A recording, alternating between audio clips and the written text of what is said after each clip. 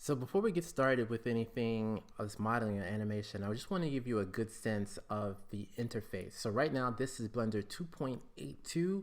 If you're looking at anything between 2.80 and beyond for right now, this should pretty much be able to cover everything you need to know just for the general interface. So the general interface is this is what you start when you have a completely new scene.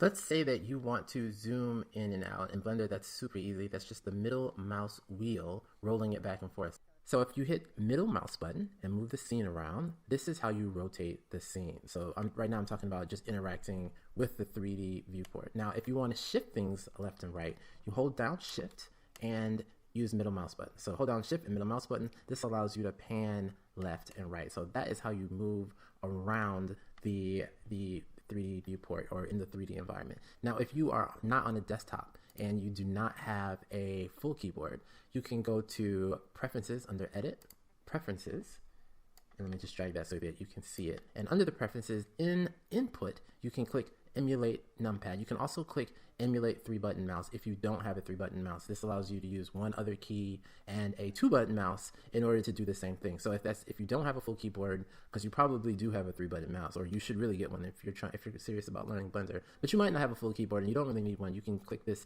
Emulate Numpad. And the reason that's useful is now when you hit 1 on the normal numbers on the top of the keyboard, you get a front view, 3 is side view, 7 is top view, and if you want to go from straight on perspective view to isometric view, that is 5.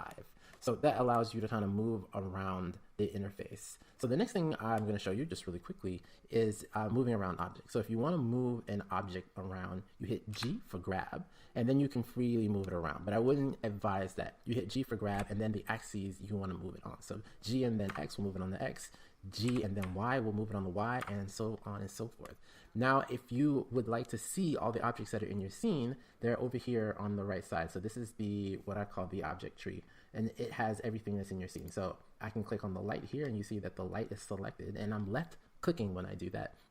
And I know that it's selected because it's orange over here in the 3D viewport, and it's orange over here in the object tree.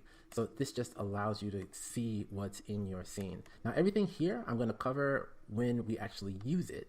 But last thing I want you to know, other than just grabbing, you can rotate. You can hit R for rotate, and then the axes that you want it to rotate about. So if you don't hit the axes and you hit R, it'll just freely rotate, which is not super useful. But if you hit Y, then it'll rotate about the Y, X will rotate about the X, and so on and so forth. Now, the last thing I want to talk to you about is Blender's edit mode. So this was how we interact with objects, how we interact with the 3D viewport. Now, what if you want to actually change an object? So you select that object by left clicking on it, and you know it's selected because it has this orange outline on it. I hit Tab to get into edit mode. Now, once you're in edit mode, you'll see that it says edit mode up here on the top left. So I can tab again, see I'm in object mode, tab, I'm now in edit mode. So now I have access to these individual vertices. Now I can do all the same things. I can select the vertice, hit G for grab, X to move it along the X, and I can do all of those things. I can also hit Shift and select multiple vertices, and I can hit G, grab, rotate.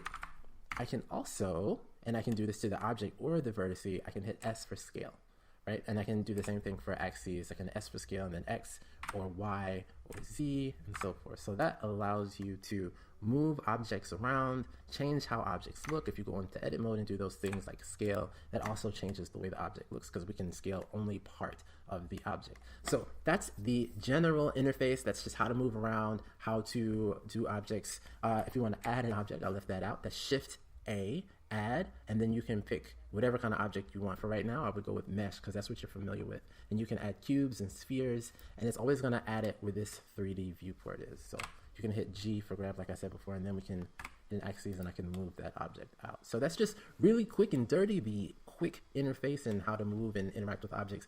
When I do later parts of the tutorial, I'll cover exactly what I'm doing, but this just gives you an overview of what's up, what's coming up.